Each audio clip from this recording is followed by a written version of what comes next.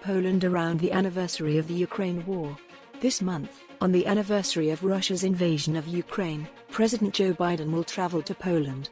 He is returning to the area as the conflict enters a dangerous new phase without a clear road to peace. From February 20 to 22, the president is scheduled to visit Poland. He would meet with regional officials including Polish President Andrzej Duda, according to the White House. Prior to the official anniversary on February 24, he will make a speech. According to John Kirby, the National Security Council's Strategic Communications Coordinator, he wants to talk about the importance of the international community's resolve and solidarity in supporting Ukraine for now approaching a year. Wouldn't it be wonderful if the president weren't required to travel during the first anniversary of a war that never ought to have begun? Kirby continued. Unfortunately, that is where we are. Biden would convey a message of ongoing U.S. support for Ukraine's efforts, according to Kirby. The United States would continue to support them even though we are aware that the coming weeks and months will be challenging and crucial, particularly for their own forces, he said.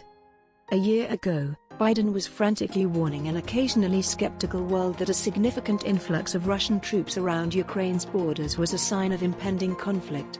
Even members of his own government at the time doubted the Ukrainian people's capacity to repel an invasion and foresaw the impending fall of Kyiv as a result. Instead, with the aid of a tremendous influx of Western weapons, ammunition, and equipment, Ukrainian fighters have managed to hold the capital and continue to defy Russian attempts to annex land. According to U.S. sources, the war has deteriorated into a protracted confrontation that might linger for months or possibly years. The aftermath reverberated throughout the global economy and sparked a fresh sense of unity between the United States and its European allies, shaping Biden's foreign policy. For some weeks, Biden's advisors have been preparing how they will commemorate the invasion anniversary, which might involve giving a significant speech. They aim to highlight the tenacity of the Ukrainian people while emphasizing the value of togetherness in the tumultuous months to come. Volodymyr Zelensky, the president of Ukraine, is presently preparing for an anticipated Russian onslaught in the spring and is pleading with Western nations for more funding and arms to continue the struggle. This week, he traveled to London, Paris, and Brussels to convey his pleas in person. This was a rare excursion outside of his home nation, which gave his pleadings a new sense of urgency. Late last year, Zelensky made his first travel outside of Ukraine to Washington, where he met Biden in the Oval Office and addressed Congress.